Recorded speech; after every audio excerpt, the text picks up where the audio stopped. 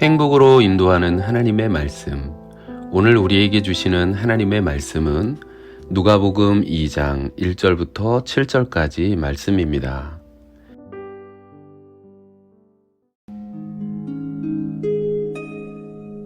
그때 가이사 아구스도가 영을 내려 천하로 다 호적하라 하였으니 이 호적은 구레뉴가 수리아 총독이 되었을 때 처음 한 것이라.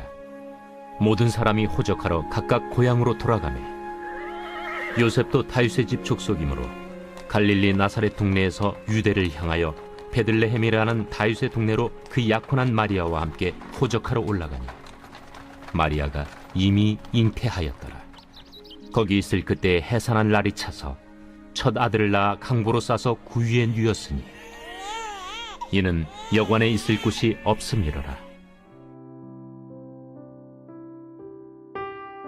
예수님이 태어날 당시는 로마가 세상을 지배하던 시대였습니다.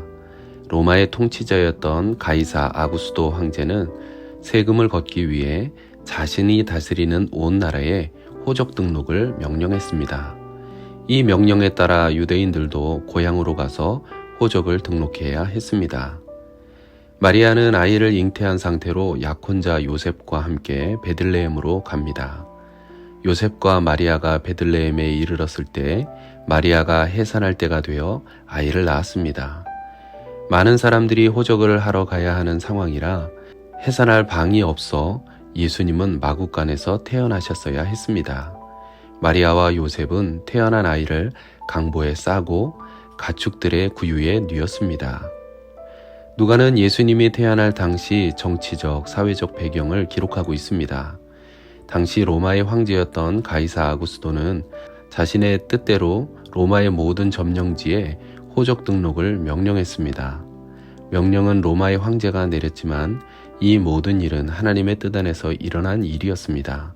가이사의 명령을 따라 요셉도 호적을 하려고 약혼한 아내를 데리고 고향으로 간 것입니다. 성령의 능력으로 잉태한 마리아를 요셉이 자신의 아내로 받아들인 것은 예수님이 다윗의 자손으로 오신다는 선지자의 예언을 이루는 순종이 되었습니다. 신이신 하나님이 인간의 몸을 입고 이 땅에 오셨다는 사실만으로도 놀라운 일인데 비천한 우리를 위해 가장 낮은 자의 모습으로 이토록 초라한 장소에 오셨음을 누가는 전하고 있는 것입니다. 예수님이 이토록 낮아지신 이유는 죄인인 우리와 같은 모습으로 오셔서 우리를 구원하고자 낮아지신 것입니다. 어떤 상황이나 환경도 받아주실 수 있는 가장 낮은 자리에 오신 것입니다. 이 놀라운 사랑으로 우리에게 오신 이 예수님을 영접하시고 하나님의 은혜를 날마다 누리며 살아가시기를 예수님의 이름으로 간절히 축원합니다. 기도하겠습니다. 우리를 구원하러 낮고 낮은 곳에 가장 천하신 모습으로 오신 예수님의 은혜에 감사드립니다.